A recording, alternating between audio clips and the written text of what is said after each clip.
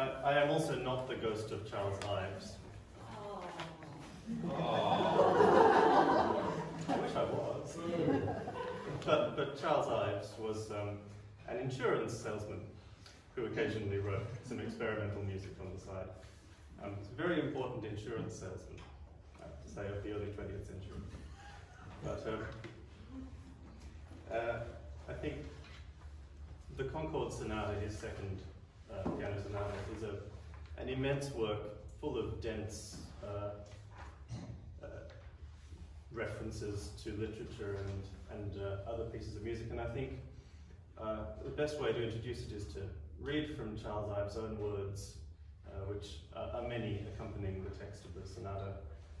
This is the third movement, the Alcotts. You might know Louisa May Alcott, who wrote Little Women.